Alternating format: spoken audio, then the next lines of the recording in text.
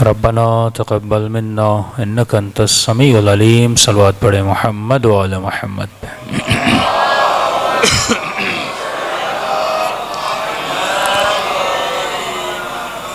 بسم اللہ الرحمن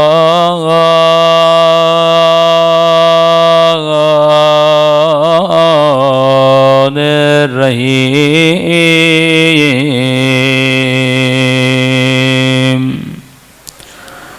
الحمد للہ رب العالمین.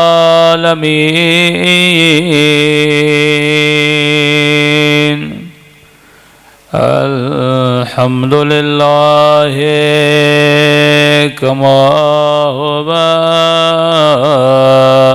أهله.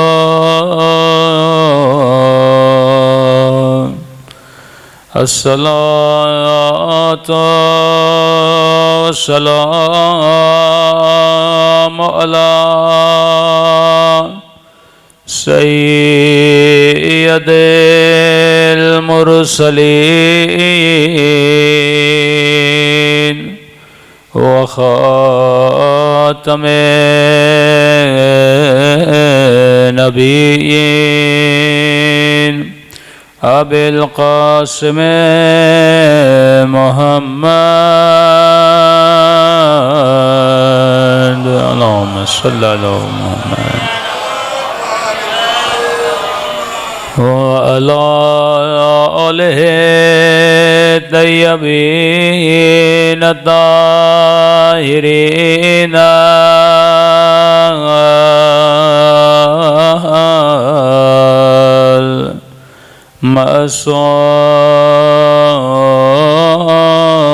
معصومین. سب مل کے اپنے مولا کے ظہور کی دعا. اللہم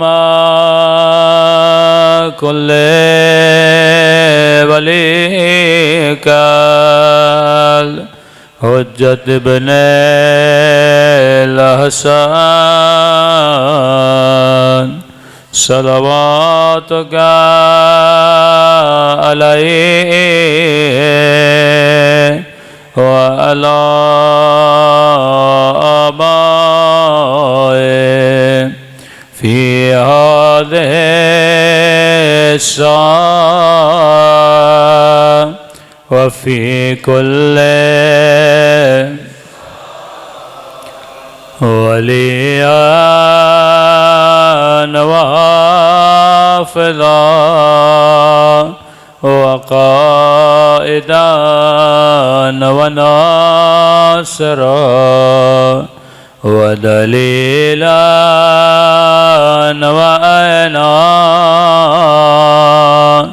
حتى تسكنه أرضك طوعا وتمتعه فيها طويلا برحمتك يا أرحم الراحمين. صلوات پڑھے محمد.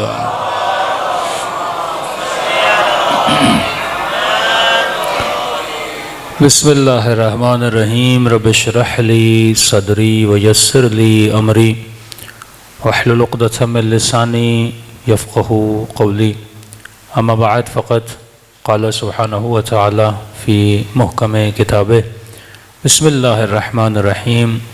انما ولیکم اللہ ورسولہ والذین آمنوا الذین یقیمون الصلاۃ ویؤتون الزکاۃ وہم راکعون. صلوات پڑھے محمد وعلی محمد.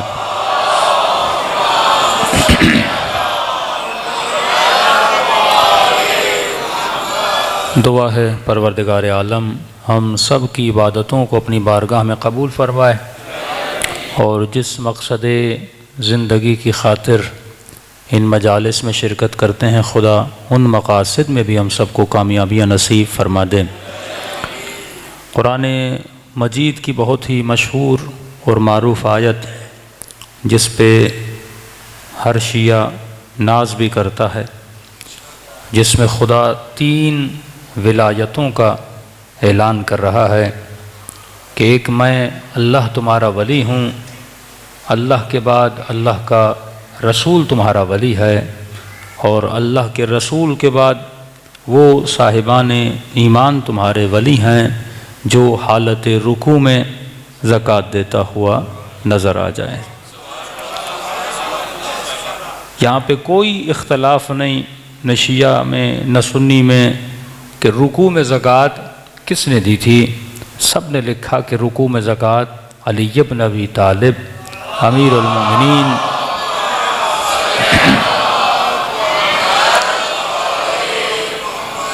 یہ قرآن کی ایک سنت ہے کہ قرآن جب بھی کسی کا تعارف کرواتا ہے تو نام لے کر نہیں کرواتا، قرآن صفت بتا کر تعارف کرواتا ہے۔ اکثر ہمارے نوجوان یہ پوچھتے ہیں یا ان سے پوچھا جاتا ہے کہ اگر رسول کے بعد 12 امام تھے تو خدا قرآن میں نام بتا دیتا۔ اللہ نام نہیں بتاتا، اللہ کام بتاتا ہے، ہاں؟ کیونکہ نام رکھنا بڑا آسان ہے۔ نام رکھنے سے کیا ہوتا ہے؟ مثلا آپ نے اپنے بچے کا نام رکھ لیا کرنل صاحب، ہاں؟ تو کیا نام رکھنے سے وہ کرنل بنے گا؟ ہاں، کئی لوگ ہوتے ہیں بیچارے، آپ نے بچے کا نام رکھا جرنل علی، اب بڑا ہو گیا ہر بندہ بلانے لگا جرنل علی جرنل علی، تو لوگ سمجھنے لگے سچ مچ کا جرنل ہے۔ بعد میں پتہ چلا نہ جرنل ہے نہ کرنل ہے، ایک سادہ سا آدمی اور سادہ سا کام کرتا تھا، اور کسی نے کہا کہ آپ کا نام، تو اس نے کہا یہ میرا نام ہے، میرا کردار نہیں ہے۔ ہاں؟ نام میں اور کردار میں بڑا فرق ہوتا ہے۔ آپ انٹیریئر چلے جائیں گے، انٹیریئر سندھ میں کئی لوگوں نے اپنا نام رکھا ہے امام علی، ہاں؟ یہ ہم آنکھوں سے دیکھا کہ آپ کا نام کیا ہے؟ مولانا نام ہے امام علی۔ کسی نے اپنا نام رکھا شیر علی، کسی نے اپنا نام رکھا غلام علی۔ اب شیر علی نام رکھنے سے کوئی شیر تو نہیں بن جاتا نا۔ تو اللہ کا فوکس نام پہ نہیں ہے، اللہ کا فوکس کام پر ہے۔ ہاں، آپ تصور کریں 5 منٹ کے لیے خدا 12 اماموں کے نام قرآن میں لکھ لیتا، اب امام آئے نہیں ہیں، نام اللہ پہلے بتا دیتا۔ پھر ہونا کیا تھا؟ نام سب کو پتا ہوتے ہیں، جس کے گھر میں بچہ پیدا ہوتا وہ اس کا نام وہی رکھتا جو خدا نے قرآن میں بتایا ہے۔ ہاں؟ شاید بنو امیہ کی نسل سارے نام وہی رکھ لیتی جو خدا قرآن میں بتا چکا تھا۔ مسئلہ یہاں بنتا پھر ہمیں یہ ثابت کرنا پڑتا جو حسن خدا نے بتایا ہے وہ کون سا ہے، جو حسن یہ بتا رہے ہیں وہ کون سا ہے، جو کاظم خدا نے بتایا وہ کون سا ہے، جو کاظم یہ بتا رہے ہیں وہ کون سا ہے۔ جس طرح اردن کے بادشاہ نے اپنا نام مثلاً کہتا میں مہدی ہوں، اور لوگوں کو کہتا میں ہی مہدی ہوں، میں وہی ہوں جس کا ظہور ہونا تھا۔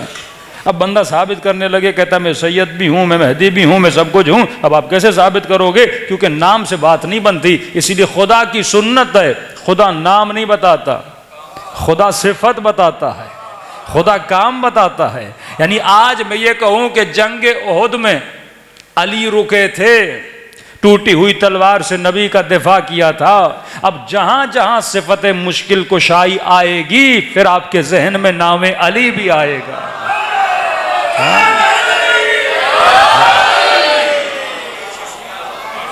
مثلاً میں کہوں بھائی علی صاحب کہاں ہیں، آپ کہیں گے مولانا کون سا علی؟ یہاں تو کافی اہل بیت کے چاہنے والے ہیں جن کے نام کیا ہیں؟ علی ہیں۔ لیکن میں کہوں گا وہ علی جو بڑا سخی ہے، تو شاید 4-5 علیوں میں ایک علی سخاوت کے اعتبار سے مشہور ہو، اخلاق کے اعتبار سے مشہور ہو، صفات کے اعتبار سے مشہور ہو۔ تو اللہ نے کہا تمہارا ولی وہ ہے جو حالت رکوع میں زکوٰۃ دیتا ہوا نظر آ جائے۔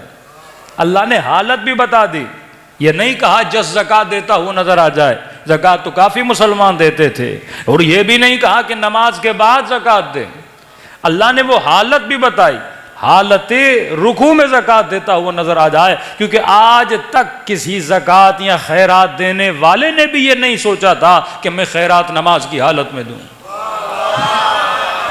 بھائی آپ کی اس مسجد میں جمعہ ہوتا ہے، ہوتا ہے، فقیر باہر کھڑے ہوتے ہیں، آج تک کوئی فقیر دیکھا جو نمازیوں کے بیچ میں آ جائے؟ اس کو، فقیر کو بھی اتنی عقل ہے، فقیر کو بھی اتنا شعور ہے کہ نمازی ہے، نماز پڑھ رہا ہے، نماز ختم کرے گا، بھاگا تو نہیں جا رہا، نکلنا اسی مسجد کے دروازے سے ہے، دینا ہوگا تو خیرات دے دے گا، میں اس کی نماز کیوں ڈسٹرب کروں، میں نمازیوں کو کیوں ڈسٹرب کروں؟ تو دنیا کا آج بھی کوئی ایسا فقیر نہیں ہے کہ نماز کی حالت میں آ کے خیرات مانگے۔ دوسری بات، بالفرض اگر کوئی فقیر آ گیا اور دروازے پہ کھڑا ہو گیا، اللہ کے نام پہ خیرات دیجئے، اللہ کے نام پہ خیرات دیجئے، کوئی ایسا نمازی بھی نہیں ہوگا جو اس کو خیرات دے۔ وہ بھی کہے گا جلدی کیا ہے، فقیر کھڑا ہے، یا نماز ختم کروں گا، جو پیسے جو نیت دینے کی ہے وہ میں دے دوں گا۔ تو نہ کوئی ایسا نمازی نماز میں خیرات دیتا ہے، نہ کوئی ایسا فقیر آج تک آپ کو ملے گا جو نماز کے بیچ میں آ کے خیرات مانگے۔ لیکن تاریخ میں جب یہ واقعہ پڑھتے ہو تو نمازی بھی بڑا عجیب ہے، فقیر بھی بڑا عجیب ہے۔ میں تو کہوں لگ ایسے رہا تھا کہ فقیر نمازی کو جانتا تھا اور نمازی فقیر کو جانتا تھا۔ میرے مولا نے کہا کیسے نہ جانتا، کیونکہ دینے والا علی تھا، لینے والا جبرائیل تھا۔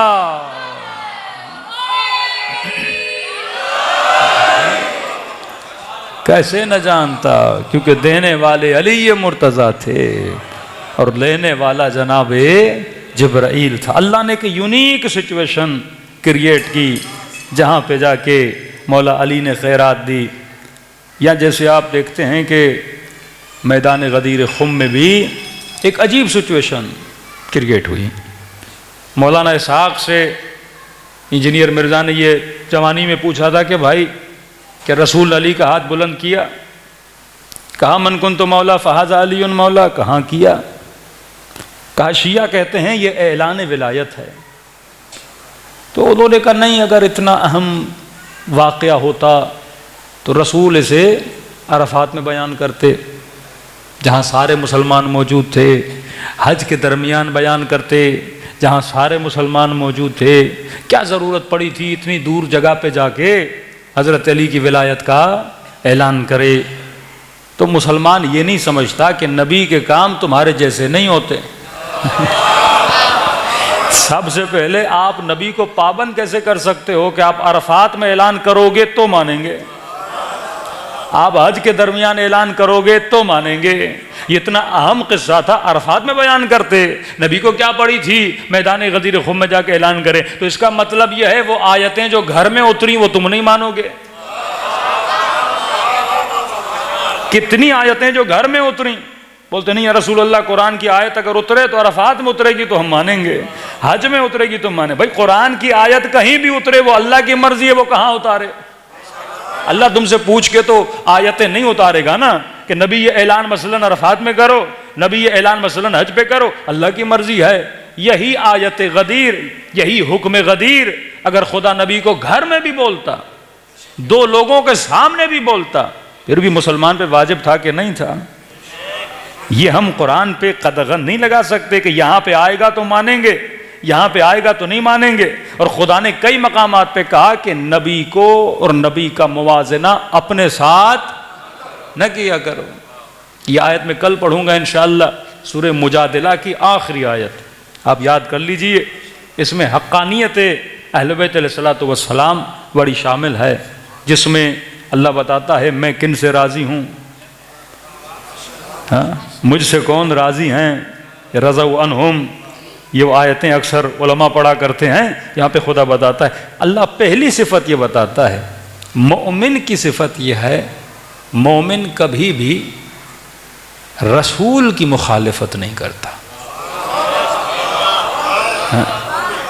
یہ مومن کی صفت اتنی واضح آیت ہے، اس کا واقعاً کوئی مفتی مولوی جواب نہیں دے سکتا، اور کئی نازک مسائل اس میں آ جاتے ہیں۔ اب آدمی خود جا کے تلاش کرے کس کس نے نبی کی مخالفت کی تھی، کس کس نے نبی کی مخالفت نہیں کی تھی۔ اور یہ توجیہ دینا، مثلا نبی کو دوائی پلانا چاہیے، رسول نے کہا میں نے نہیں پینی، وہ ہم پلائیں گے، یہ حدیث موجود ہے بخاری مسلم میں. نبی نے کہا بھائی دوائی نہیں پینی، کہا نہیں آپ تو پلائیں گے. ہم نے کہا یہ مخالفت رسول ہے. جب رسول منع کرے میں نے دوائی نہیں پینی تو کیوں پلائی جا رہی ہے؟ تو ایک مفتی صاحب سے میں نے کہا یہ حدیث لکھی ہوئی ہے، یہاں پہ مخالفت رسول ہے. تو کہا نہیں، دیکھیے جس طرح بچہ دوائی کو پسند نہیں کرتا نا، ماں ضد کر کے، یعنی یہ مثالیں دیتے ہیں لیاذ باللہ. جس طرح بچہ دوائی نہیں پیتا نا، ماں اس کی برائی تو نہیں چاہ رہی. یہ تو نہیں ماں کو اس بچے سے دشمنی ہے، ماں بھلائی میں دوائی پلاتی ہے. میں نے کہا آپ کی بات 100% صحیح ہے، ماں بھلائی میں پلاتی ہے، ماں بچے کی بہتری چاہتی ہے، ماں چاہتی ہے بچہ ٹھیک ہو جائے. بچے کو دوائی کڑوی لگتی ہے، بچہ نہیں پیتا. میں نے کہا تم نے یہ فیصلہ کہاں کر دیا؟ جو تیرے گھر کا بچہ ہے وہ نبی جیسا ہے.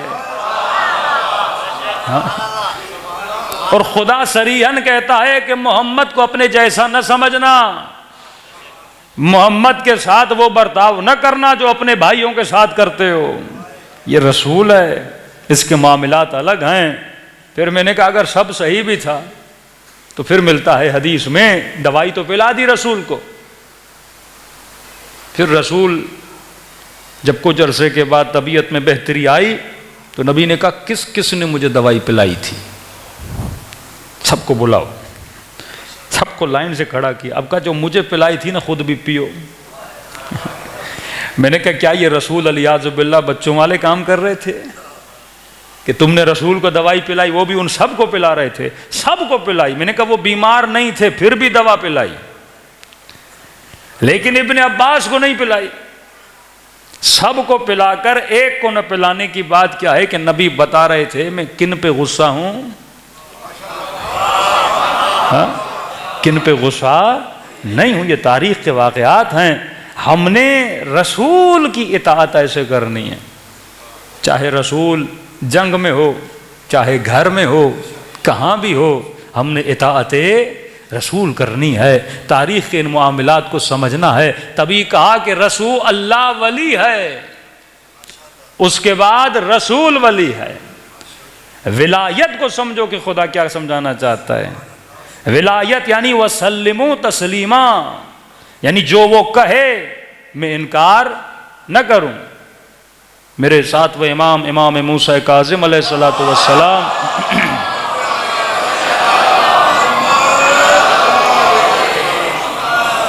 امام کے پاس ایک بوڑھی خاتون آتی، کہتی مولا بیمار ہوں، کیا کروں؟ امام نے کہا حکیم کے پاس چلی جاؤ. حکیم جو دے اس کی دوا لو. گئی، واپس آئی امام کے پاس. مولا حکیم کے پاس گئی ہوں، کیا ہوا؟ مولا اس نے دوا بتائی ہے. تو ہم نے تو کہا تھا حکیم کے پاس جاؤ، جو حکیم کہے کر لو. کہ مولا لیکن آپ سے پوچھنے آئی ہوں وہ دوا کھاؤں کہ نہیں کھاؤں. اطاعت کی منزل دیکھیے. امام نے کہا کون سی دوائی دی ہے؟ کہ مولا حکیم نے کہا ہے شراب پیو. امام نے کہا ہم نے تجھے پہلے ہی کہا تھا جو حکیم کہے کرو. لیکن کہا مولا مجھے حکیم کی نہیں پڑی، میرے حکیم بھی آپ ہیں. حکیم امت ہے نا اہل بیت. کہ آپ کہیں گے تو پیوں گی، آپ کہیں گے تو نہیں پیوں گی. امام نے کہا اگر حکیم کی سننی ہے سن سکتی ہو، لیکن اگر میری مرضی جاننی ہے، ہاں شاید شراب پیو تیرے درد کو تسکین ملے. لیکن فرمایا ہم اہل بیت پسند نہیں کرتے نجاست کا قطرہ بھی تیری شکم میں جائے. ہاں اگر حکیم کی مانو تو ٹھیک ہے، لیکن ہم پسند نہیں کرتے، ہم اہل بیت کو پسند نہیں ہیں. امام نے کہا کیا کرو گی؟ کہ مولا مرتی ہوں تو مر جاؤں، لیکن سنوں گی تو آپ کی. جب آپ کو ولی مانا، جب آپ کو امام مانا تو کسی اور کی کیوں سنوں گی؟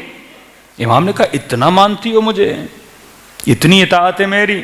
کہتے سامنے سیب پڑا تھا، اس خاتون نے سیب اٹھایا اور اپنی اطاعت کا معیار بتانا چاہتی تھی. اس نے چاقو لیا اور سیب کے 2 ٹکڑے کیے. اس بوڑھی نے آدھا ٹکڑا ایک ہاتھ میں رکھا، آدھا ٹکڑا دوسرے ہاتھ میں رکھا.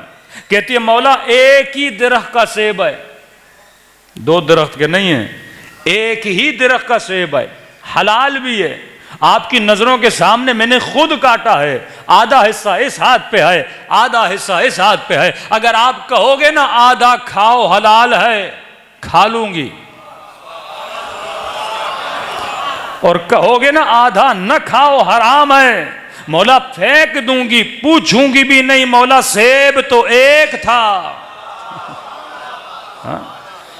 امام نے اپنے اصحاب کو کہا ایسے ہوتے ہیں ہمارے شیعہ، یہ ہوتی ہے اطاعت، یہ ہوتی ہے ولایت۔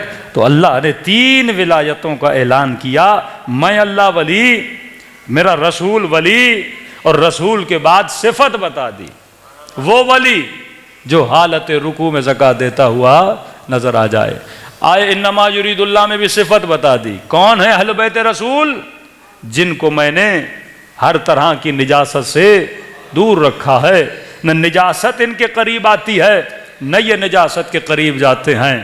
نام نہیں بتائے کہ اہل بیت مثلا علی ہیں، حسن ہیں، حسین ہیں، سیدہ فاطمہ ہیں، اللہ نے کیا بتا دی؟ صفت بتا دی کہ گھبرانے کی ضرورت نہیں، میں صفت بتا کر مہر لگا رہا ہوں۔ اب کوئی غیر آنا بھی چاہے تو پہلے اس نے ثابت کرنا ہوگا کہ وہ نجاست سے دور ہے۔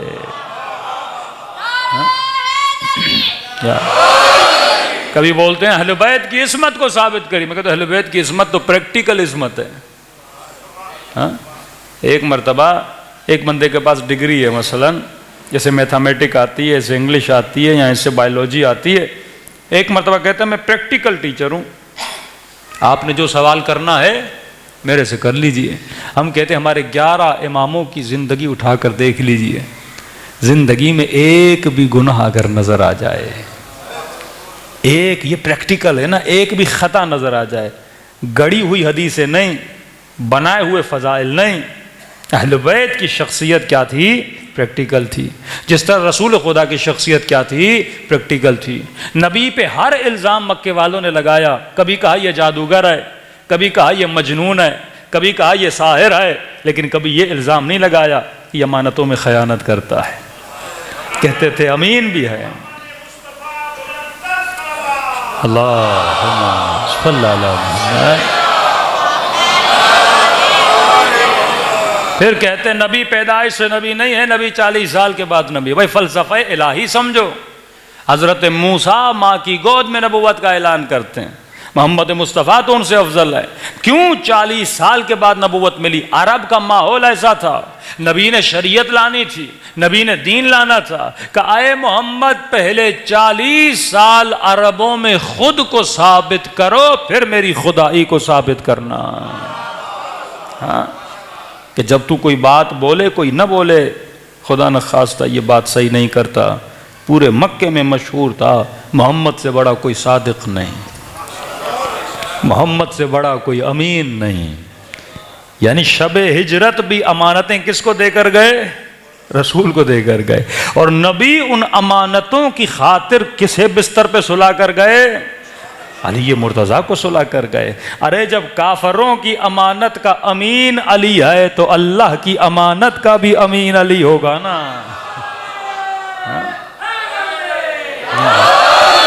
رسول کو یقین تھا کہ علی کسی امانت میں خیانت نہیں کرتے، جیسی امانت دوں گا ویسی امانت پہنچائے گا۔ تبھی مولا جب خلافت پر پہنچے نا تو لوگوں کو کہا میں تجھے وہی دین دوں گا جو میرے رسول نے دیا تھا، میں اسی سنت کو زندہ کروں گا جو میرے رسول نے سنت کو زندہ کیا۔ اور جب مسلمانوں کی بنائی ہوئی سنتوں کو علی نے ختم کرنا چاہا تو صدائیں بلند ہو گئی کہ واہ سنتا،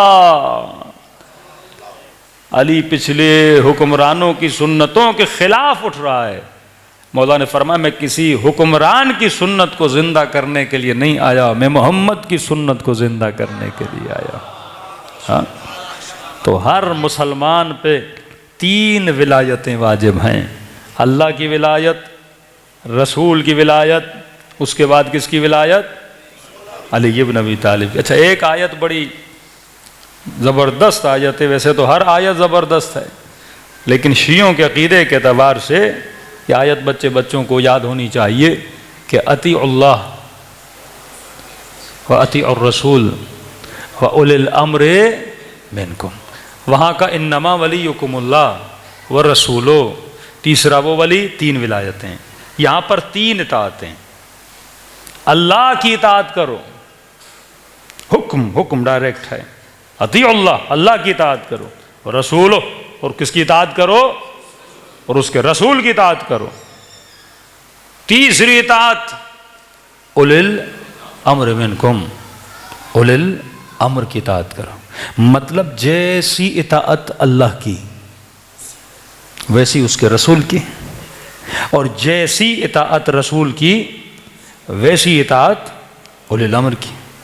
اب 2 اطاعتیں سب کو پتہ ہیں، 2 ولایتوں کا سب کو پتہ ہے، اللہ ولی رسول ولی کوئی اختلاف نہیں. تیسری ولایت میں اختلاف شروع ہو جاتا ہے.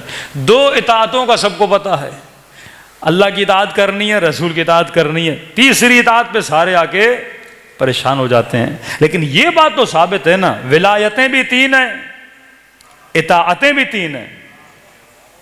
جب تک مسلمان یہ 3 اطاعتیں 3 ولایتوں کو نہیں مانتا تب تک اس کا ایمان کامل نہیں ہے. اب کوئی مفتی مولوی ملے نا، آپ اس سے یہ پوچھ لو یہ تیسری اطاعت کس کی ہے؟ جسے خدا نے کہا وَأُولِي الْأَمْرِ، تیسری اطاعت کس کی ہے؟ صفت بتائی، نام نہیں بتایا. اللہ نام نہیں بتاتا، اللہ صفت بتاتا ہے. صفت بتائی تاکہ تو خود جا کے ڈھونڈ یہ صفت کس کے اندر موجود ہے. کہ تیسری اطاعت ہے اولی الامر کی. واللہ کوئی جواب نہیں دیتا. قرآن کی اتنی سری آیت ہے، اللہ کی اطاعت کرو، رسول کی اطاعت کرو، اور جیسی اطاعت رسول کی اللہ کی، جیسی اولی الامر کی ویسی رسول کی اطاعت. تو پتہ جواب کیا دیتے ہیں؟ جواب تو دینا پڑے گا نا. کہتے ہیں تیسری اطاعت سے مراد ہے وقت کا حاکم. اور اس آیت کو جتنا حکمرانوں نے مس یوز کیا،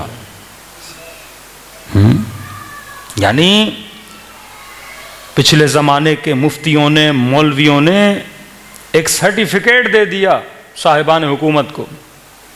جب وہ لوگوں کو بولتے تھے یہ کام کرو اور لوگ بولتے تھے ہم نہیں کریں گے، تو بولتے تھے ہم اولی الامر ہیں، تم ہماری اطاعت نہیں کر رہے، مطلب رسول کی نہیں کر رہے، اور رسول کی نہیں کی مطلب اللہ کی نہیں کی، تو کافر ہو گیا.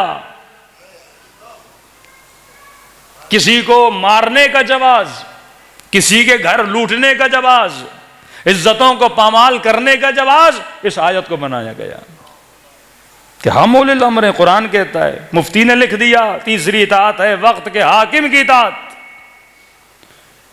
تبھی جنرل مشرف نے جب لال مسجد پہ حملہ کیا تو لال مسجد کے مولوی کو پیغام بھیجا کہ تو نے اپنی تفسیر میں خود بیان کیا کہ اولی الامر کون ہے. انہی کا جواب ان کو سنا ہے کہ تم نے خود لکھا اولی الامر وقت کا حاکم ہے، میں حاکم ہوں، تو اولی الامر سے لڑ رہا ہے. تو اولی الامر سے لڑنا کیا ہے؟ جائز نہیں ہے. تو اس وقت پاکستان میں آپ سب کا اولی الامر کون ہے؟ ہاں، نواز شریف نہیں، اس کا بھائی ہے بندہ خدا. ہاں، جو شہباز ہے وہ اولی الامر ہے، اور جو اولی الامر کرے وہ عوام کے لیے سنت بنے. تو آپ کے اولی الامر کی نہ داڑھی ہے، مجھے پتہ نہیں کتنی ہے اس کی. تو مطلب جتنے مفتیوں نے، مولویوں نے شہباز کو اولی الامر مانا تو سب نے اپنی داڑیاں منڈوا کر حلیہ کیسا بنانا ہوگا؟ شہباز شریف جیسا.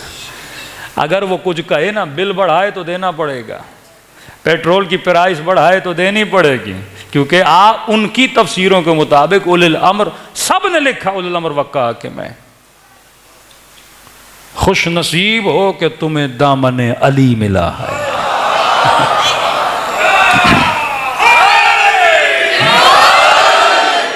دیکھیے شیعہ بھی مقلد ہے تو سنی بھی مقلد ہے. ابو حنیفہ کے مقلد ہیں، ہم امام جعفر صادق کے مقلد ہیں، دونوں مقلد ہیں نا. وہ بھی تقلیدی ہیں، ہم بھی تقلیدی ہیں. ہمارا مجتہد کوئی فتویٰ دے گا تو عمل کرنا واجب ہے، اور ان کے مراجع اگر یہ بولیں کہ اولی الامر وقت کا حاکم ہے تو سارے اہل سنت پر شہباز شریف کی اطاعت کیا ہے؟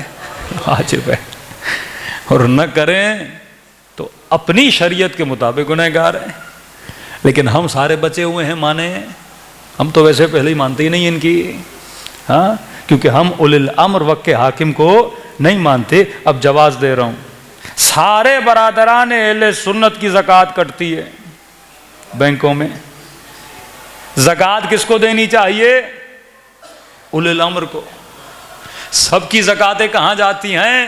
حکومت کے کھاتے میں۔ اور کئی لوگ اس مقام پہ آ کے شیعہ بن جاتے ہیں، فارم میں لکھتے ہیں بھائی ہم سنی نہیں ہیں، ہم شیعہ ہیں، کیونکہ سب اپنی زکوٰۃ اولی الامر کو دیکھتے ہیں، اور اولی الامر وقت کا حاکم ہے۔ شیعہ کہتا ہے میرا اولی الامر وقت کا حاکم نہیں ہے، میں امام کے نائب کو دیتا ہوں۔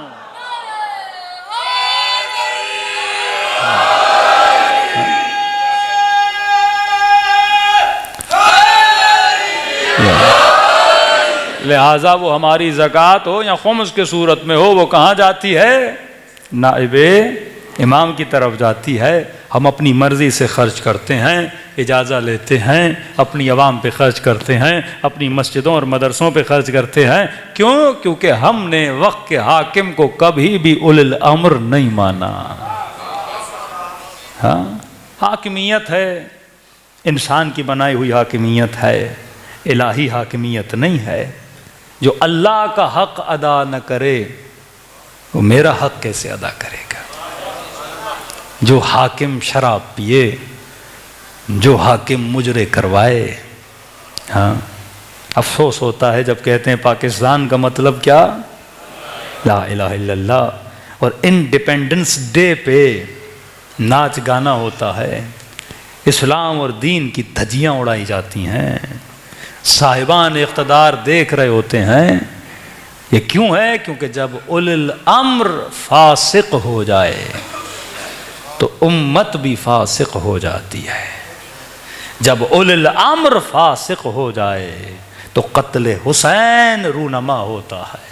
جب اولی الامر فاسق ہو جائے تو نبی کی نواسیوں کی چادروں کی طرف ہاتھ بڑھتے ہیں۔ جب اولی الامر فاسق ہو جائے تو جوانان جنت کے سروں کو نو کے نیزہ پہ چڑھایا جاتا ہے۔ یہ نتیجہ ہے۔ دین بچانا چاہتے ہو تو دین فہم بنو، دین بچانا چاہتے ہو تو دین کو سمجھنے کی کوشش کرو۔ ایک آیت بھی انسان کو اگر صحیح سمجھ میں آ جائے اس کی زندگی بدل جاتی ہے۔ آج قرآن ہمارے درمیان بڑا غریب ہو چکا ہے۔ ہم نے قرآن کو اس طرح پڑھنے کی کوشش نہیں کی، ہم نے مفتیوں اور مولویوں کے حوالے کر دیا۔ بندے خدا قرآن کتاب ہدایت ہے، ہدن للمتقین ہے۔ کب کا ہدن للمولویین ہے، ہدن للمفتیین ہے؟ نہیں، قرآن ہدایت ہے صاحبان تقویٰ کے لیے۔ اگر تیرے دل میں خوف خدا ہے، اٹھا قرآن اور ایک ایک آیت کا ترجمہ پڑھ، غور کر، فکر کر، خدا عوام سے بات کر رہا ہے۔ یہ تو ہم نے شعبے کھول دیے کہ مولوی بتائے گا، مفتی بتائے گا، وہ ایکسٹرا آرڈنری تفسیر ہوتی ہے، لیکن ظاہری قرآن تو سب کے لیے ہدایت ہے۔ قرآن کو پڑھ، پھر تاریخ کو پڑھ، بڑا آسان ہے۔ یہ فیصلہ کسی مفتی اور مولوی کے ہاتھ میں نہ دے، خود فیصلہ کر۔ قرآن کی آیت پڑھ، اللہ ولی ہے، رسول ولی ہے، جس نے حالت رکوع میں زکوٰۃ دی وہ ولی ہے۔ اب جستجو کرنا خود جا کے تاریخ میں کہ رکوع میں زکوٰۃ کس نے دی تھی۔ کتنی سخت آیت ہے کہ یہ بھی اہل سنت کی کتاب میں موجود ہے کہ ایک یہودی نے جناب عمر کو کہا کہ اگر یہ قرآن کی آیت ہمارے پاس اتری ہوتی، یہ موجود ہے اہل سنت کتاب میں، ہمارے پاس اتری ہوتی تو ہم اس دن جشن مناتے۔ عمر نے کہا کون سی آیت؟ وہی آیت غدیر، یا ایھا الرسول بلغ ما انزل الیک من ربک فإن لم تفعل فما بلغت رسالتہ، یا الیوم اکملت لکم دینکم واتممت علیکم نعمتی، کہ یہ جو آیت ہے نا کہ آج دین مکمل ہوا، آج میں نے نعمت کو تمام کیا۔ کہا عمر اگر یہ آیت ہمارے ہاں ہوتی نا کہ دین مکمل ہو گیا، اتنی بڑی بشارت، نعمت تمام ہو گئی، اتنی بڑی بشارت، ہم عید مناتے۔ تو اس یہودیوں کو کوئی بتاتا کہ شیعہ عید مناتے ہیں. ہاں کس بات پہ دین مکمل ہوا؟ اتنا بڑا تھریٹ خدا اپنے نبی کو دے رہا ہے کہ رسول اگر تم نے یہ کام نہ کیا گویا تم نے رسالت کا کوئی کام انجام نہ دیا. مطلب اس کام کی اتنی اہمیت تھی. یہ نہیں کہ خدا دھمکی دے رہا ہے، خدا نخواستہ اپنے رسول کو دھمکی کی بات نہیں ہے. اے حبیب اگر تم نے نہ کیا تو تیری محنتیں ضائع ہو جائیں گی. اگر تم نے نہ کیا تو قرآن کے آنے کا فائدہ ختم ہو جائے گا. اگر تم نے نہ کیا تو اسلام کا فائدہ ختم ہو جائے گا. اگر تم نے نہ کیا تو بقاء اسلام خطرے میں ہے. کون سا کام؟ علی کی ولایت کا اعلان کرو. تم دنیا سے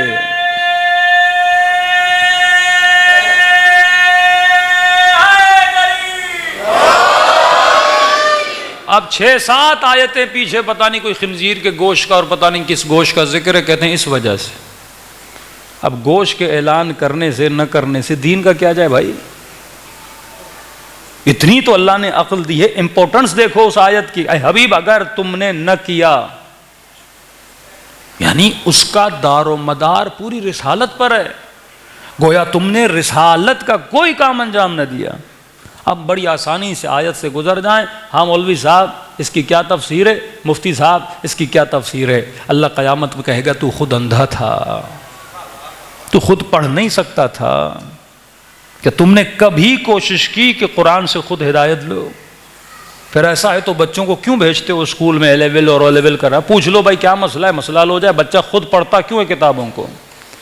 جب تک تو خود نہیں پڑھے گا کوئی نتیجہ آخذ نہیں کرے گا. تاریخ بھی موجود ہے، حدیث بھی موجود ہے.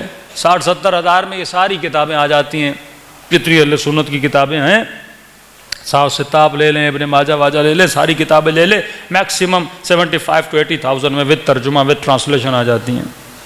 لیکن یہ مظلومیت ہے.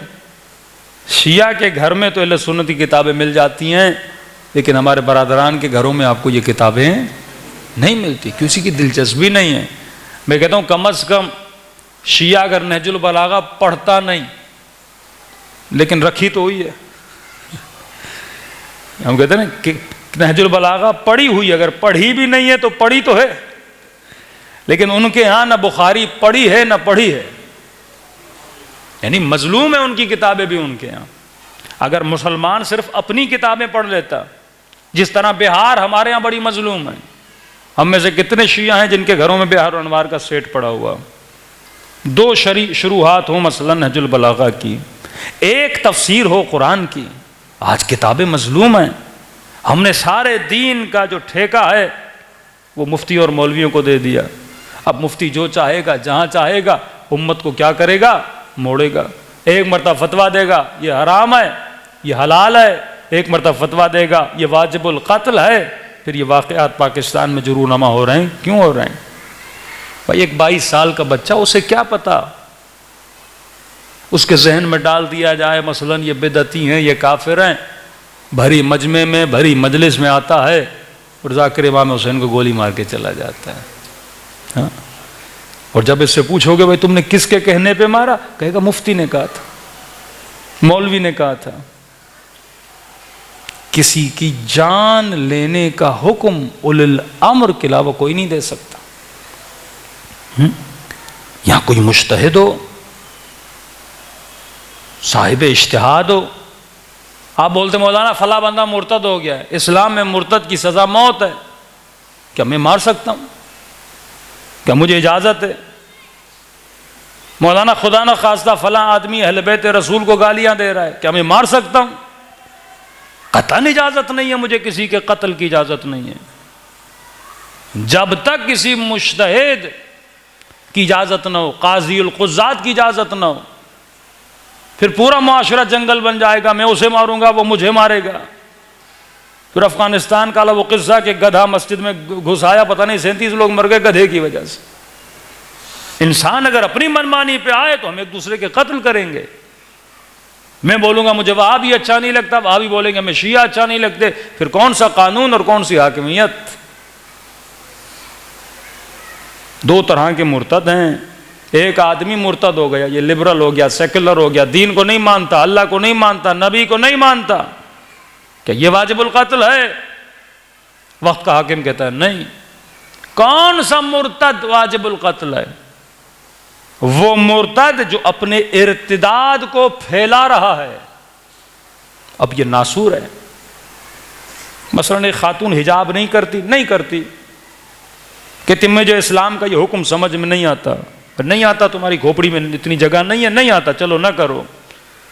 لیکن ایک مرتبہ بے حجابی بھی کرتی ہے، پھر روڈ پہ کھڑی ہو کے اپنی بے حجابی کا اعلان بھی کرتی ہے، یعنی لوگوں کے ذہنوں میں ترویج اور تبلیغ کرتی ہے، ایڈورٹائزمنٹ کرتی ہے، یعنی جو کر رہی ہیں انہیں بھی بگاڑ پیدا کرتی ہے. اسے کہتے ہیں مفسد فی الارض، یعنی اللہ کی زمین میں کیا پھیلا رہے ہیں؟ فساد پھیلا رہے ہیں. اس کو حکم اسلام کہتا ہے قتل کرے. اب کون قتل کرے گا؟ میں کروں گا یا آپ کریں گے؟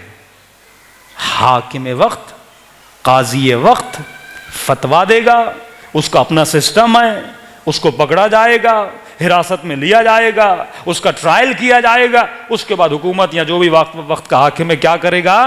اسلامی قوانین کے مطابق اسے سزا دے گا. اپنی نظروں کے سامنے ایک چور آتا ہے، آپ کا موبائل چھینتا ہے، آپ کی موٹر بائک کو چھینتا ہے، آپ کی گاڑی کو چھینتا ہے، آپ نے چور کو پکڑ لیا. اسلام کہتا ہے خبردار تجھے مارنے کا حکم نہیں ہے. میری موبائل چوری کی ہے، تم نہیں ہے اس کو مارنے والے. حاکم کا کام ہے، قاضی کا کام ہے، جج کا کام ہے اسے سزا دے. تمہیں حق نہیں ہے. اب اس طرح ہر بندہ چور کو پکڑے اور مارنے لگے. کل پتا چلا وہ چور بھی نہیں تھا، میری دشمنی تھی ذاتی، میں نے کہا چور چور چور، اور 4 اس کو ہم نے چپیڑے مار دی اور ساری اپنی بڑاس میں نے روڈ پہ نکال دی، تو ملک میں جنگل کا قانون بن جائے گا. اسلام کے ایک رولز ہیں، ایک ریگولیشنز ہیں. جب ان رولز اور ریگولیشن کو بندہ فالو کرے تبھی خدا متعال قرآن میں کہتا ہے کہ ہم نے قصاص میں کیا رکھا ہے تمہارے لیے؟ نعمت رکھی ہے. ہم نے قصاص میں حیات رکھی ہے. اللہ کہتا ہے قصاص میں زندگی ہے. کسی نے معصوم سے پوچھا مولا قصاص تو موت کا نام ہے، اس میں حیات کہاں ہے؟ خدا نخواستہ ایک شادی شدہ عورت نے یا مرد نے زنا کر دی، اسلام کہتا ہے اس کو سنسار کر کے مار دو. کہ مولا یہ تو موت ہے. قصاص مطلب موت ہے. کسی نے آپ کے بیٹے کو مارا، اسلام کہتا ہے تمہیں حق ہے یا اسے پیسے لے کے معاف کرو، یا تم کہو کہ میں سزا چاہتا ہوں، اسے موت ملنی چاہیے، موت کے بدلے میں موت. پیسے بھی لے سکتے ہو، تمہاری مرضی ہے. یہ حق دیتا ہے وارث کو اسلام. اب آپ نے کہا مجھے قصاص کرنا ہے. جب تم موت کا تقاضا کرو گے تو اسے قصاص بولا جائے گا. مطلب مارا ہے، موت کے بدلے میں موت کا سوال کرتا ہوں. کہ مولا علی نے کہا ابن ملجم کو جب پکڑا، علی نے کہا حسن اگر میں بچ جاؤں گا تو علی معاف کرے گا، لیکن اگر میں نہیں بچا تو اسے اتنا ہی مارنا جتنا اس نے علی کو مارا تھا. قصاص جو کیا اس کے ساتھ وہی کیا جائے. لیکن اب سوال یہ امام سے کہا مولا اس میں حیات کیسے ہے؟ یہ اگر حکمران سمجھے نا، حکمران طبقہ سمجھے، اللہ کا کھلم کھلا حکم ہے کہ میں نے قصاص میں زندگی رکھی ہے. کہ مولا وہ کیسے؟ امام فرماتے جب تک مجرم کو سزا نہ ملے معاشرے میں عدالت قائم نہیں ہوتی. تو اگر حیات چاہتے ہو نا، حیات مطلب ایک زندہ معاشرہ چاہتے ہو جس میں چوری نہ ہو، جس میں عدل ہو، جس میں انصاف ہو، وہ معاشرہ ہوتا ہے جس میں مجرم کو سزا دی جاتی ہے، راشی کو سزا دی جاتی ہے، غمن کرنے والے کو سزا دی جاتی ہے. لیکن جن معاشروں میں قصاص نہیں، وہ انسانی معاشرے نہیں، حیوانی معاشرے بن جاتے ہیں. صلوات پڑھے محمد و آل محمد.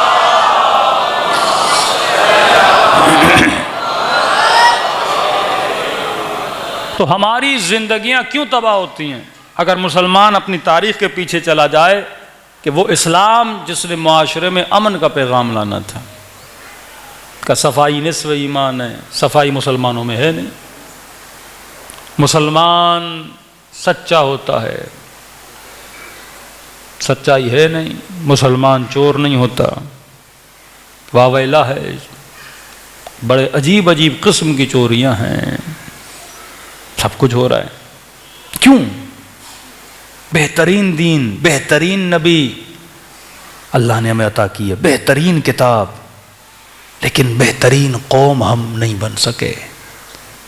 کیونکہ قوموں کو منظم نبی بناتا ہے یا امام بناتا ہے. دو ولایتوں کو مانا، تیسری ولایت کو مسلمانوں نے نہیں مانا۔ چلو بالفرض نبی کے بعد آپ کو 3-4 بندے بہت اچھے مل گئے، آپ کے بقول آپ نے حکمران بنا دیا، ہاں ہم اس بحث سے بھی نکل جاتے ہیں نا، لیکن اللہ نے عقل دی ہر انسان کو۔ مثلا جناب ابوبکر اچھے تھے، آپ نے خلیفہ بنا دیا، بہت خوب۔ پھر آپ کو جناب عمر ملے، آپ نے بنا دیا، بہت خوب۔ پھر جناب عثمان ملے، بنا دیا، بہت خوب۔ پھر حضرت علی ملے، آپ نے بنا دیا، بہت خوب۔ اب علی کے بعد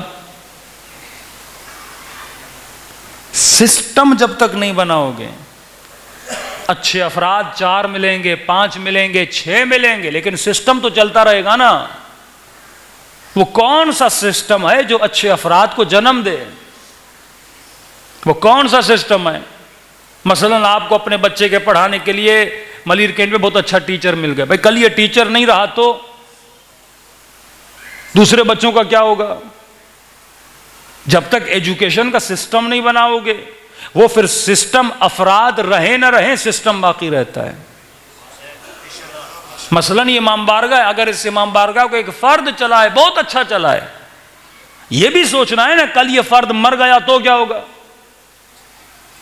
افراد تو مر جاتے ہیں نا، افراد تو ہمیشہ باقی نہیں رہتے۔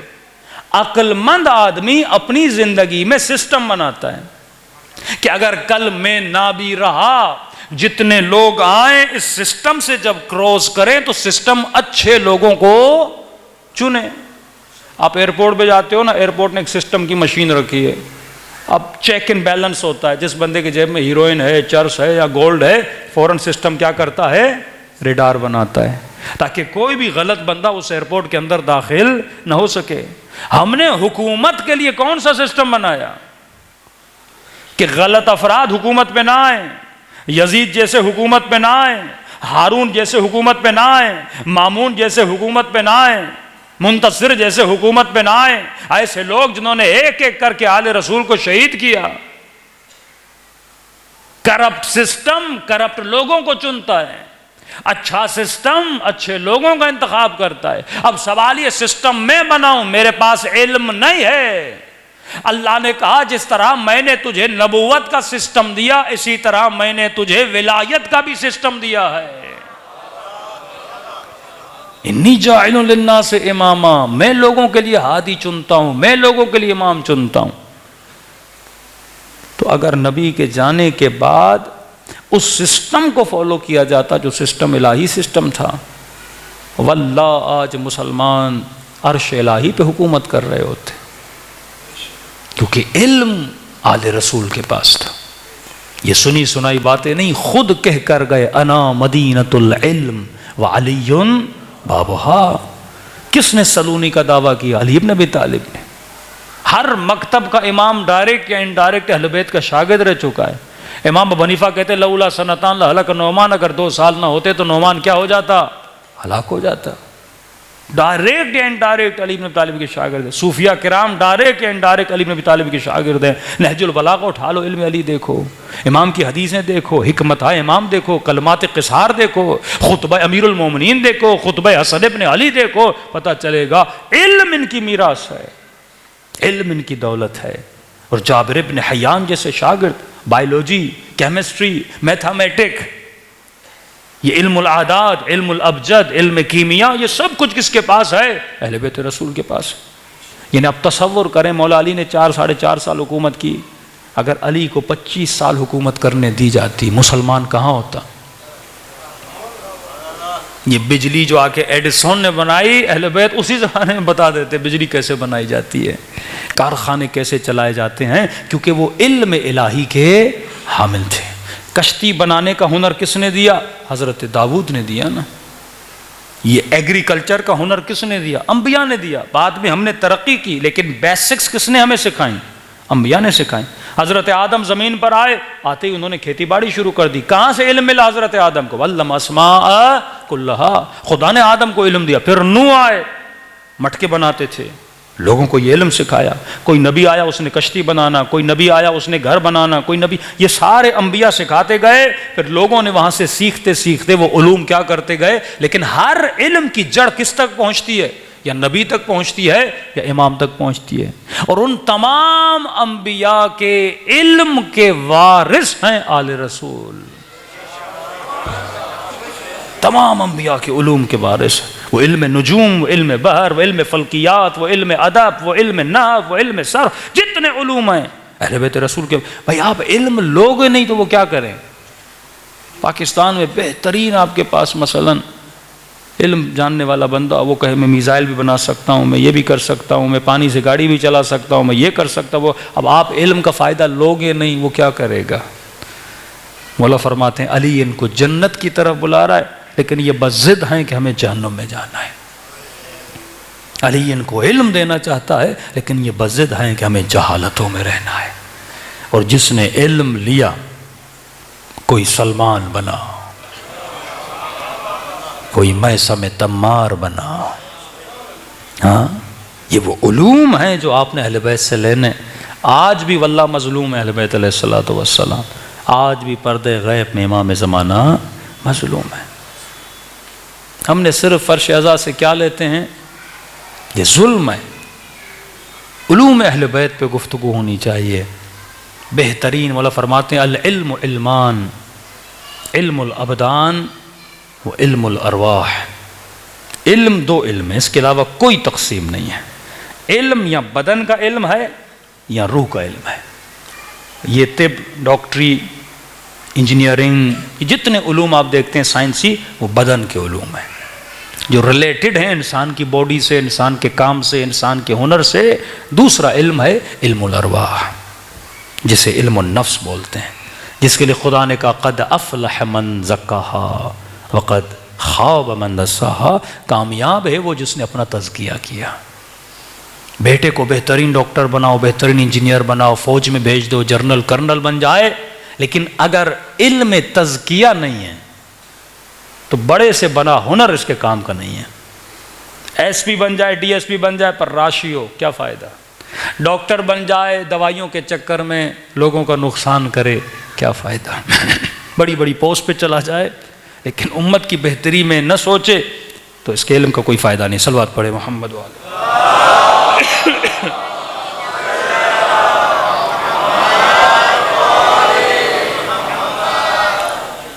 تو علم نفس پہ ہمارا بہت کم غور ہوتا ہے. اسی لیے سخت ترین جملے اہل بیت نے فرمایا اگر علم شریف کو ملے تو اس کی شرافت کو بڑھاتا ہے، اور کمینے کو ملے تو اس کی کمینگی بڑھاتا ہے. علم برا نہیں، ظرف برا ہوتا ہے. شیطان کے پاس علم تھا، وہ شیطنت کر رہا تھا. انبیاء کے پاس علم تھا، وہ ہدایت دے رہے تھے.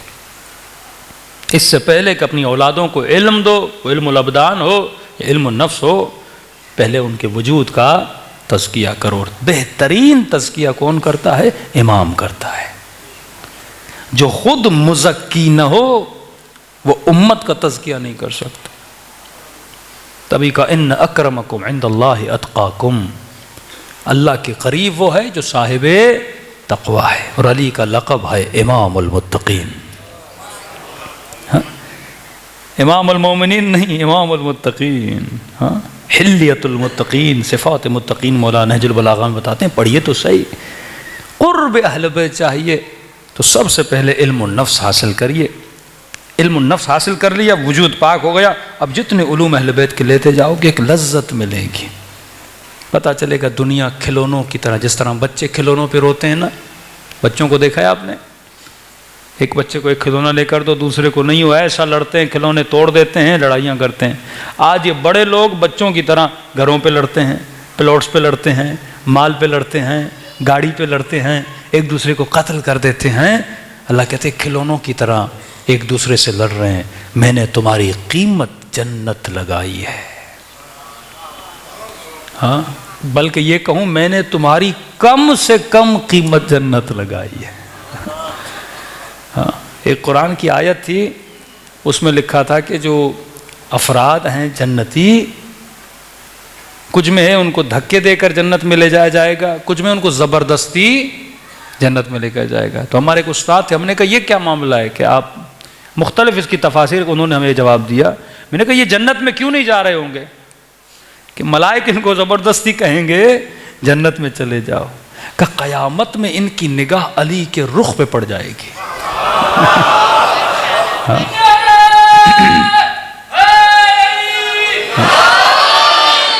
کہتے یہ علی کو چھوڑیں گے ہی نہیں، حسن و حسین کو چھوڑیں گے ہی نہیں، کہیں گے ہمیں جنت نہیں جانا، ہمیں ان کے ساتھ رہنے دو. تو ملائکہ ان کو زبردستی کہیں گے بھائی کہاں چلے جاؤ؟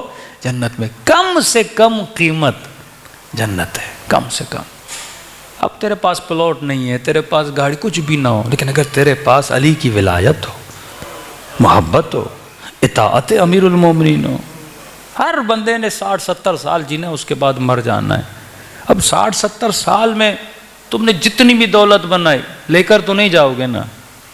غبن کیے، دھوکہ دہی کی، بہنوں کا حق کھایا، بھائیوں کا حق مارا، دنیا دنیا دنیا، کیا لے کر جاؤ گے؟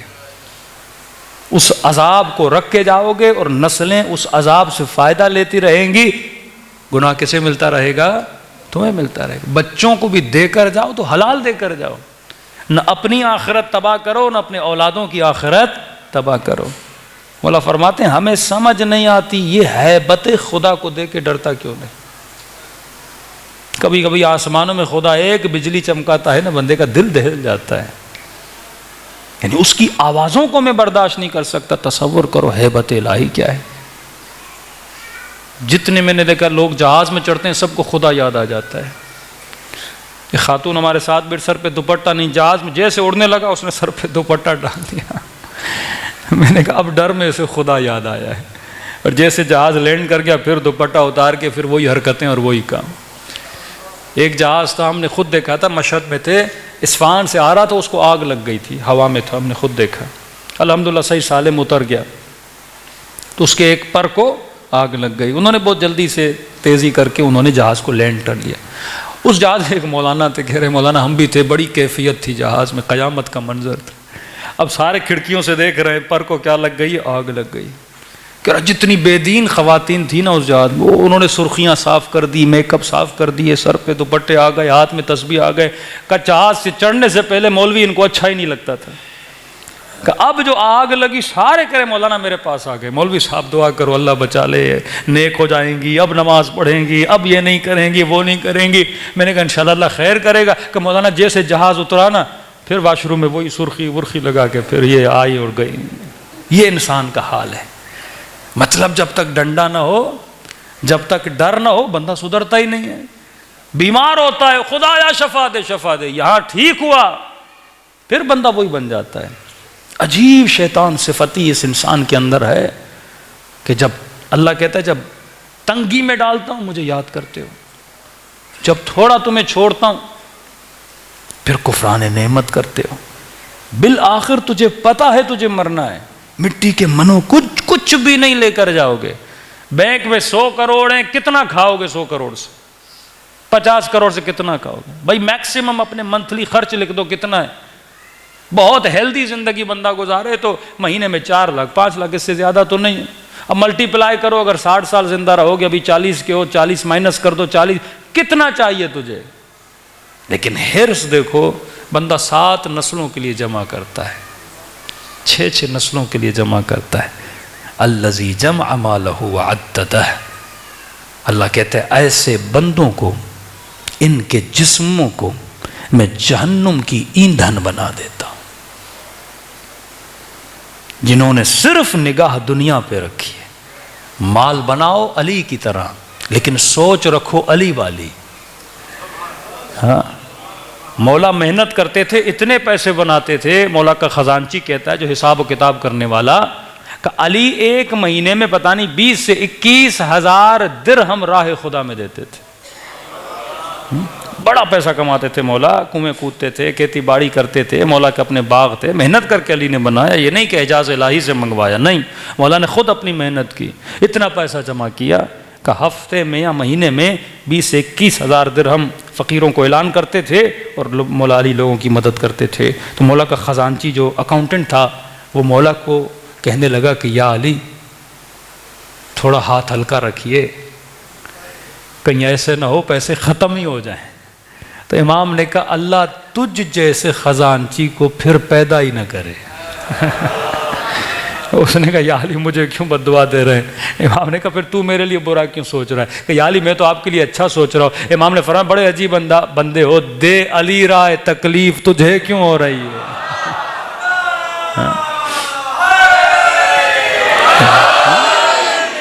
فرماتا یہی تو فرق ہے تیری سوچ میں اور علی بن ابی طالب کی سوچ میں ضائع نہیں کر رہا، علی وہاں پہ اپنا وزن بڑھا رہا ہے۔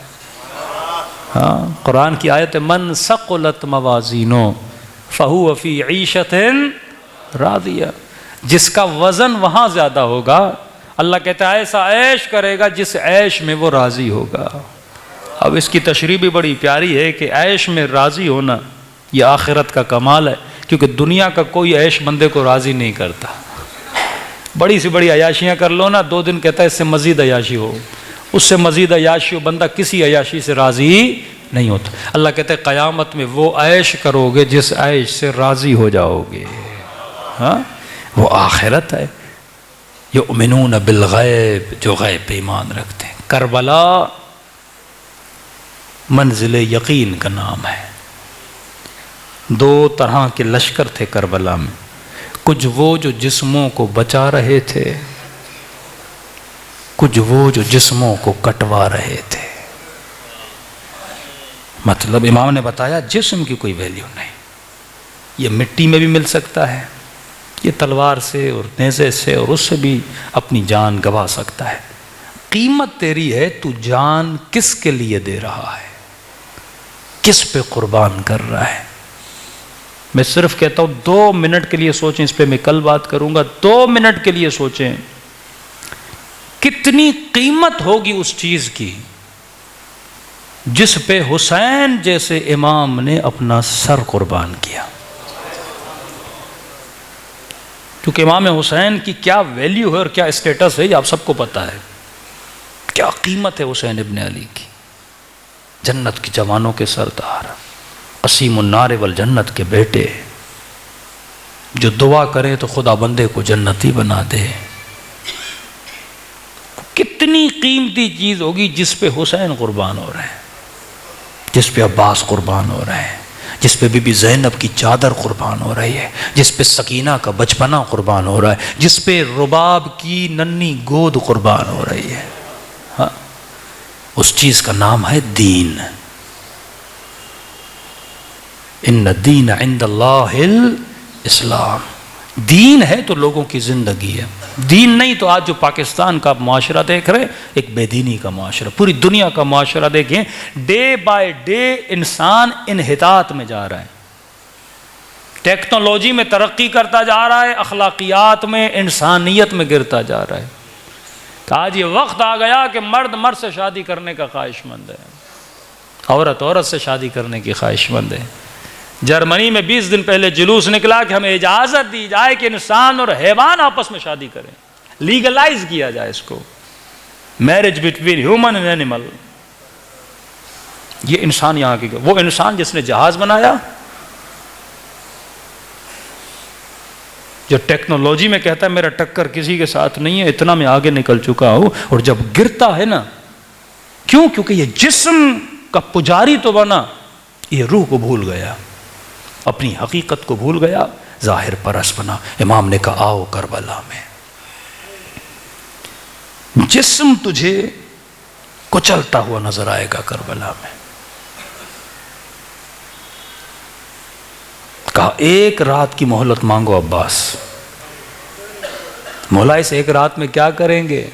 بیٹیوں سے ملیں گے، بہنوں سے ملیں گے، بیویوں کے ساتھ بیٹھیں گے۔ کہ نہیں عباس، اس 1 رات میں نے تسبیح خدا کرنی ہے۔ روح، جسم تو ویسے ختم ہو جانا ہے، مٹی میں مل جائے گا، اس سے بہتر ہے شہادت کی موت ملے۔ حسین نے اپنے خون سے دین کے درخت کی آبیاری کی۔ اب سمجھو اس درخت کی قیمت کیا ہے، جس درخت کی بقا کے لیے لاکھوں جوانوں نے اپنی زندگیاں دی۔ 2.5 لاکھ کے قریب نوجوان شہید ہوئے ایران میں، کسی مولوی کی حکومت کو بچانے کے لیے نہیں، دین کی بقا کے لیے۔ آج مسئلہ دین کا ہے اور کچھ بھی نہیں ہے۔ آج آپ بولو ہم پاکستان کے اندر اسلامی نظام کو مضبوط کریں گے، اسلامی قوانین و شرعی قوانین کو مضبوط کریں گے، دیکھیے آپ کا کیا حشر کیا جاتا ہے اور حال کیا جاتا ہے۔ تبھی آپ کا ہر حکمران بولتا ہے ہم لبرل ہیں، ہم لبرل ہیں۔ خان بولتا ہے میں ہیومنسٹ ہوں، نواز شریف بولتا ہے میں لبرل ہوں، مشرف بولتا تھا میں لبرل ہوں، وہ تھوڑا اور آگے جاتا تھا کہتا تھا ہم سیکولر بھی ہیں۔ کوئی نہیں بولے گا ہم اسلامی ہیں، ہم ریلیجس ہیں۔ نام رکھ دیا حکومت اسلامی کیونکہ نہیں پسند کرتے وہ۔ جنگ یہی ہے، بقاء دین کا نہیں، دین نہیں۔ سیکولرزم یعنی اپنا حلیہ ایسا نہ بناؤ جس میں رنگ دین آئے۔ انڈیا میں آج بچیوں کو اسکولوں میں مسئلہ ہے، کہتی ہیں ایگزام دینے جاتی ہیں ہمارے دوپٹے اتار، اب یا ایگزام دیں یا سر پہ دوپٹہ رکھیں۔ بھائی کیوں نہیں رکھنے دے رہے؟ میری چوائس ہے کہ نہیں، دوپٹے میں رنگ دین ہے۔ کوئی بھی ایسا کام جس میں رنگ دین ہو۔ کسی کراچی میں ایک انگلش سینٹر تھا، میں جب بچہ تھا وہاں پڑھنے جاتا تھا، ہاتھ میں انگوٹھی تھی، انہوں نے کہا انگوٹھی اتار دیجیے، ہمیں سمجھ نہیں آتا انگوٹھی کیوں اتروا رہے ہو۔ آج بھی شاید ہو کے نہ ہو بعض سینٹرز میں، کڑا اتار دو، انگوٹھی اتار دو، تم سے رنگ دین نظر نہیں آنا چاہیے، سب سیم سیم دکھو۔ اور جا جا کے آگے اس نہج پہ آپ کی نسلوں کو لایا جائے گا۔ دین صرف گھر میں، باہر نہیں۔ باہر خاتون نکلے سر بھی ننگا ہو، بالکل ایسے لگے جیسے سیکولر، میرا کسی دین وین سے تعلق نہیں ہے، کوئی رنگ نظر نہیں آنا چاہیے، تم سب ایک رنگ میں نظر آنے چاہو۔ ہاں گھر جاؤ نماز پڑھو، گھر کے اندر جاؤ ماتم کرو، گھر کے اندر جاؤ عزاداری کرو، باہر رنگ دین نہیں ہونا چاہیے۔ یہی سوچ نظام طاغوت کی ہے، جو ظہور امام سے پہلے اس سوچ کو اتنا ڈیولپ کیا جائے گا کہ آخری زمانے میں دیندار عورت اور دیندار مرد کا چلنا ایسے ہوگا جیسے آگ کا انگارہ ہاتھ پہ رکھا جائے۔ ایمان کو تلاش کرنا ایسے ہوگا جیسے کالے پتھر پر کالی چونٹی چلے اور اندھیری رات میں اس چونٹی کو ڈھونڈ پاؤ۔ ہم نے اپنی آنکھوں سے ایسے کئی سیکولر میں نے شیعہ دیکھے، نہ بیوی حجاب کرتی ہے، نہ بیٹا کچھ دینی عمل کرتا ہے، مجلسوں میں آتے ہیں، تہوار بن گیا، مجلس ایک تہوار ہے، ایک دینی ایکٹیویٹی، ایک فیسٹیول ہے کہ میں آؤں گا مناؤں گا کیونکہ میں نسلی شیعہ ہوں۔ بھائی دین کیوں نہیں تمہاری زندگی میں؟ مولانا میرا کیلیبر الگ ہے، جن کے ساتھ میرا اٹھنا بیٹھنا ہے وہ الگ سوچ کے کیا بولیں گے، سوچ لوگ کیا بولیں گے، اللہ کیا بولتا ہے پرواہ نہیں۔ حسین نے کہا دنیا جو بھی بولے لیکن اے خدا رضن بالرضاک و تسلیما لامرک، حسین نگاہ تجھ پہ رکھے ہوا ہے، اگر تو حسین سے راضی ہے تو حسین بھی راضی ہے۔ رضا الہی لوگ کیا دیتے ہیں؟ پیسہ، دولت، جاہ، مقام۔ وتعز من تشاء وتذل من تشاء۔ ایمان خدا پہ ہونا چاہیے۔ کربلا اسی ایمان کا نام ہے، اسی دینداری کا نام ہے۔ مثلی لا یبایع مثل یزید، حسین جیسا یزید جیسے کی ایک بہت بڑا فلسفہ ہے۔ اگر حسین والی دینداری ہوگی کبھی بھی بے دین کے ساتھ بندہ دوستی نہیں کرے گا۔ یہ جنگ چلتی رہے گی تا قیامت چلتی رہے گی، اور دین کی حفاظت کا ذمہ خدا نے لیا ہے، امام زمانہ نے لیا ہے۔ دنیا کتنی بھی کوششیں کرے لیکن کبھی امام وقت کا مقابلہ نہیں کر سکتی۔ اللہ ہمیں ادنا سا سپاہی بنائے حجت خدا کا، کہ ہم دفاع دین، دفاع مذہب کے لیے۔ یہ کیوں مسلمانوں کو فرقوں میں، مذہبوں میں بانٹ دیا؟ ہاں آج شیعہ کچھ کرے فوراً فتویٰ آتا ہے، یعنی شخصیت پرست ٹولے بن چکے ہیں ہم، لیکن سر عام الہی حدود کو پامال کیا جاتا ہے، کوئی نہیں بولتا۔ غیرت دینی لوگوں کی ختم ہو چکی ہے۔ قیامت میں خدا روزے نماز کا سوال نہیں کرے گا، دین کا پوچھے گا۔ نماز تم نے دینی سوچ میں رہ کر پڑھی تو نماز ہے، لیکن اگر دینی سوچ نہیں تھی تیرے اندر اور تو نمازیں روزے کرتا رہا، ایسا کوئی فائدہ نہیں۔ کئی حکمران ہیں جو سال میں عمرے کرنے جاتے ہیں، یہ سیاسی عمرے ہیں، یہ اللہ کے لیے نہیں ہیں، یہ اپنی ذات کے لیے ہیں۔ ہاں حج اور عمرہ وہ ہو جو خالصتاً پروردگار عالم کے لیے کیا جائے۔ شکر خدا کرے کہ خدا نے حسین جیسا امام دیا، ایسے رول ماڈل دیے جو واللہ دنیا کے پاس نہیں ہے۔ تبھی فرمایا کہ اگر مچھر کے پر کے برابر بھی آنکھوں سے آنسو نکلے، مچھر کے پر کے برابر بھی، تو خدا اس خلوص والا آنسو ہو، حور والا آنسو ہو، پوری جہنم کی آگ کو بجھانے کی طاقت رکھتا ہے۔ ہاں، شکر خدا کرے امام حسین کے ماننے والے دلوں کی سختی کو حسین کے غم کے آنسوؤں سے نرم کریں، اس کے بعد جو بیج بوئیں گے انشاءاللہ وہ تنو من درخت بنے گا اور انسان کی ایمان کو مضبوط کرے گا۔ دلوں کو کربلا لے کر چلیں، سب مل کے اپنے مظلوم آقا کو سلام پیش کریں۔ وقت بہت ہو چکا ہے، چند جملے مصائب کے تاکہ دلوں کو منور کریں ذکر محمد اور آل محمد سے۔ السلام علی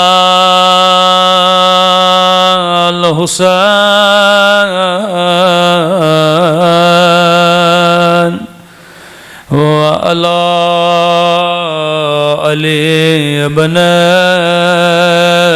الحسین، سب مل کے وعلی اولاد الحسین وعلی اصحاب بلند آواز سے السلام علی وعلی علی ابن وعلی اولاد الحسین وعلی اصحاب، سب مل کے السلام علی وعلی علی ابن وعلی اولاد الحسین وعلی اصحاب، میرا سلام ہو زینب کی لٹی ہوئی چادر پہ،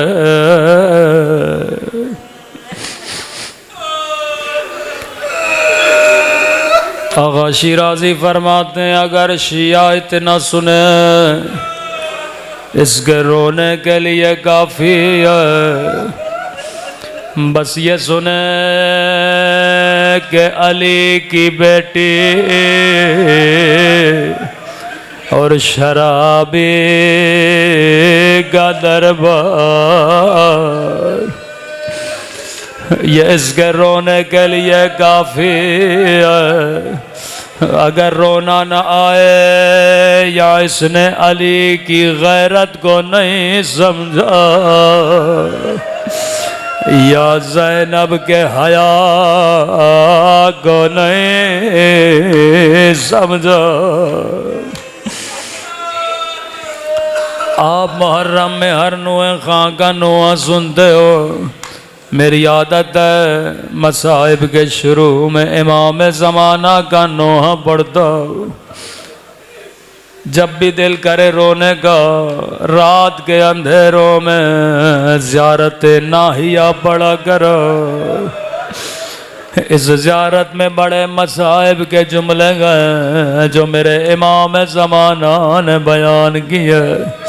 سنیں گے کیسے اپنے جد کی مصیبت کو یاد کر کے روتے ہیں۔ فرماتے مومن تو پانی روتا ہے لیکن تیرا امام زمانہ خون روتا ہے۔ فرمایا میرا سلام ہو ان زخمی کلائیوں پہ جنہیں پس گردن باندھا گیا تھا۔ میں نے بڑا سوچا میرے مولا نے زخمی کلائیوں کو کیوں یاد کیا۔ کربلا میں تو بڑے بڑے مصائب آئے، جب میں نے روایت پڑھی تو سمجھ میں آیا۔ راوی کہتا ہے 11 محرم کا زینب اونٹ سے ایسے گرے جیسے عباس گھوڑے سے گرے تھے۔ شاید کوئی مومن کہے مولانا میری سمجھ میں نہیں آیا، عباس کے تو بازو سلامت نہیں تھے، زینب کے تو بازو سلامت تھے۔ میں نے کہا جواب میں نہیں دوں گا۔ امام زمانہ فرماتے ہیں میرا سلام ہو میری ان پپھیوں پہ او جن کے ہاتھ ان کی گردنوں سے بندھے تھے۔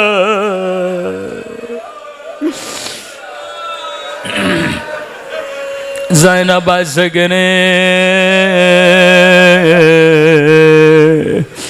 جیسے عباس گھوڑے سے گرے تھے۔ اب جانتے ہو غازی عباس کیسے گرے تھے؟ ایک آنکھ میں تیر تھا، ظالم نے سر پہ گرز مارا تھا۔ فرمایا عزادارو جب کوئی گھوڑے سے گرتا ہے اپنے بازوؤں سے سہارا لیتا ہے، میرے بازو سلامت نہیں تھے، میں منہ کے بل زمین پہ گرا۔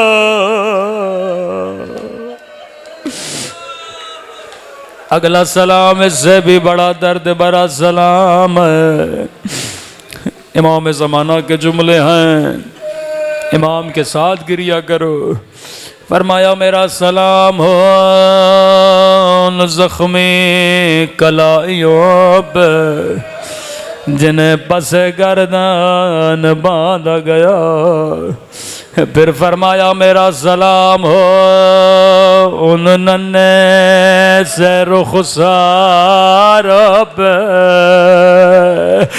جن کا رنگ بدلتا رہا، یہ نہیں کہ بدل گیا بلکہ بدلتا رہا۔ کبھی شمر کے تماچوں نے رنگ نیلا کیا، کبھی ظالم کے تماچوں نے رنگ کالا کیا۔ تبھی اس بچی کی نگاہ جب بابا کی کٹی گردن پہ پڑتے تھے، کہتی تھی بابا تھوڑی دیر کے لیے اپنی آنکھیں کھولو، ذرا سکینہ کو دیکھو۔ بابا میرا رخسار چھوٹا تھا پر شمر کے ہاتھ بڑا تھا۔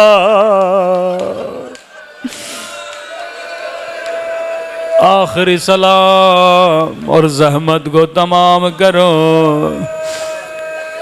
فرمایا میرا سلام ہو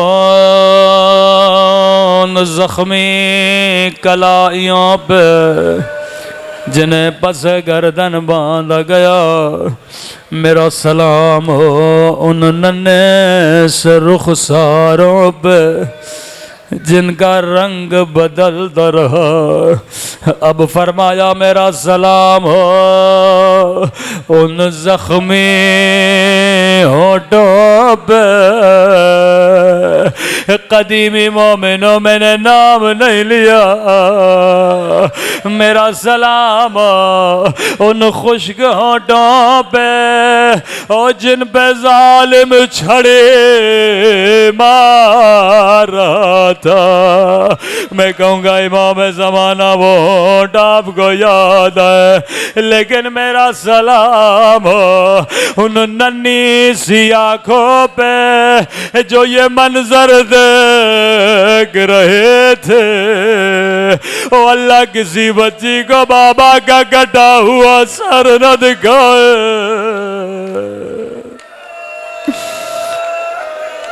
الا لعنت اللہ علی القوم الظالمین۔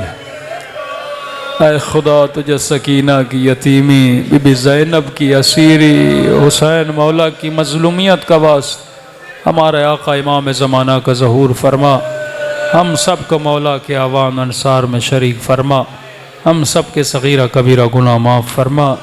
آج کے گریے کا واسطہ ہمیں قبر و قیامت کے رونے سے بچا، ہم سب کو شفاعت امام حسین نصیب فرما۔ ربنا تقبل منا انک انت السمیع الدعاء۔